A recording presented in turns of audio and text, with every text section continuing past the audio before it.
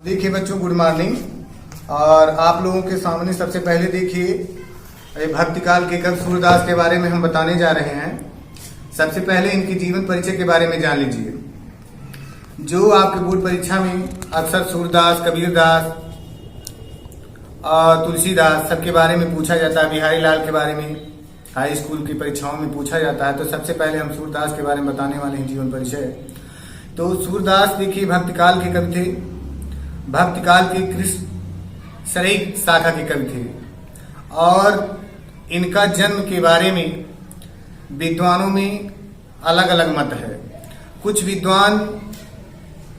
विद्वान इनका जन्म जो है 1537 ईस्वी के लगभग यानी विक्रम के लगभग मानते हैं, क्योंकि वल्लभ संप्रदाय में ऐसी मान्यता थी कि वल्लभाचार्य सूरदास से 10 दिन बड़े थे।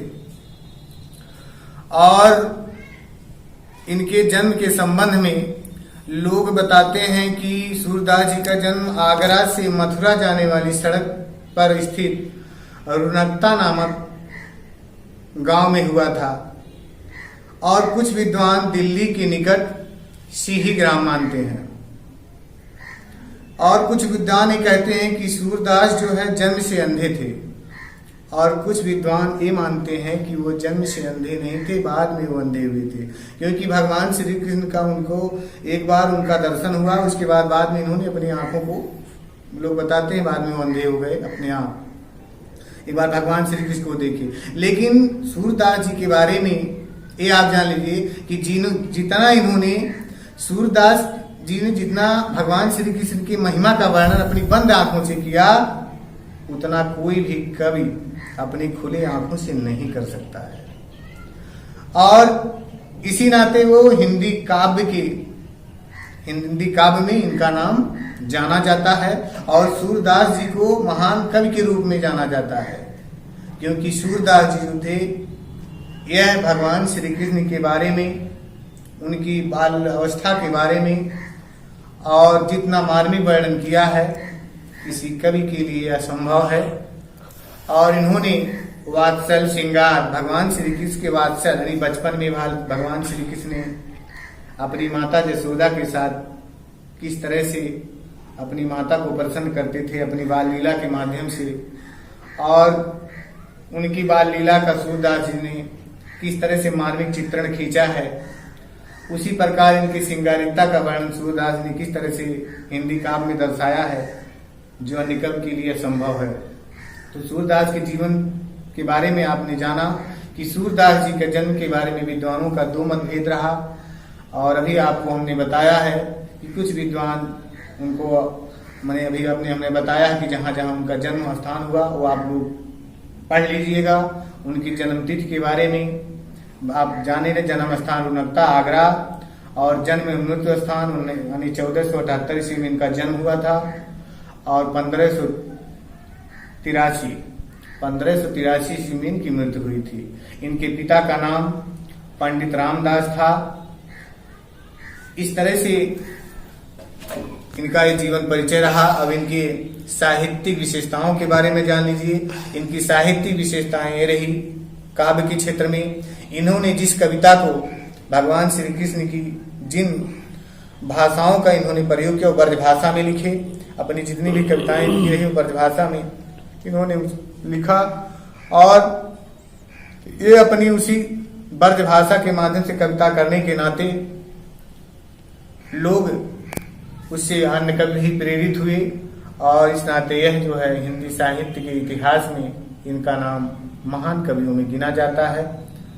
जिस प्रकार से सूरदास, तुलसीदास, बिहारी अन्य कवि हैं, उसी प्रकार सबसे श्रेय इनका इन कवियों में इन्हें महान कवि के रूप में आज भी लोग मानते हैं। और उसके बाद इन्होंने कुछ अपनी रचनाएं की हैं, उसके बारे में जान लीजिए। सूरदास की रचनाओं में सबसे महत्वपूर्ण सूरसागर रहा, उसके बाद सूर सारावली था, साहित्य लहरी थी। इस प्रकार इन्होंने भगवान श्री कृष्ण के बारे में अनेक अपनी कृतियों को हमारे समक्ष यानी हमारे विद्यार्थियों के समक्ष रखा है, जो हम लोग जिसका ग्रहण करते हैं, जिसके बारे में पढ़ते हैं और सूरदास ने जिस प्रकार से भगवान श्री कृष्ण का वर्णन किए हैं, अभी आप सूरदास के पद के माध्यम से आपको हम बताएंगे उस पद में भगवान श्री कृष्ण की महिमा का वर्णन किस प्रकार सूरदास ने किया है। अब आपको हम उसके बारे में बताने दें। उसके बाद भाषा शैली इनकी जो रही उनके बारे में थोड़ा जान लीजिए। भाषा शैली में इन्होंने कोमल और सुकुमार भावनाओं के माध्यम से दार्शनिक भावों को और कोमल एवं सुकुमार भावनाओं के माध्यम से व्यक्त किया है। इन्होंने भगवान श्री कृष्ण की जिस वर्णन, इनके चरित्र का वर्णन, इनकी बाल लीलाओं का वर्णन अपनी भाषा शैली में सुंदर ढंग से जिस प्रकार से कला पक्ष और भाव पक्ष के माध्यम से व्यक्त किया है कि पाठक पढ़ने के बाद उसका दिल, उसका हृदय भाव विभोर हो जाता है। इन्होंने रूपक, उत्प्रेक्षा, उपमा आदि अलंकारों का प्रयोग किया है।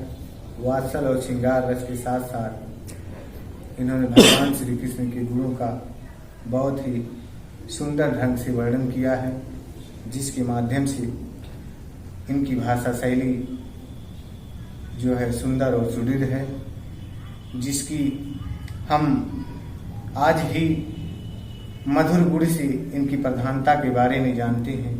इन्होंने मधुर भाषा का प्रयोग करके भगवान श्री कृष्ण के गुणों का जिस प्रकार से बखान किया है, जिस प्रकार से गुणों को व्यक्त किया है, और दूसरे अन्य कवियों के लिए ऐसा करना असंभव है।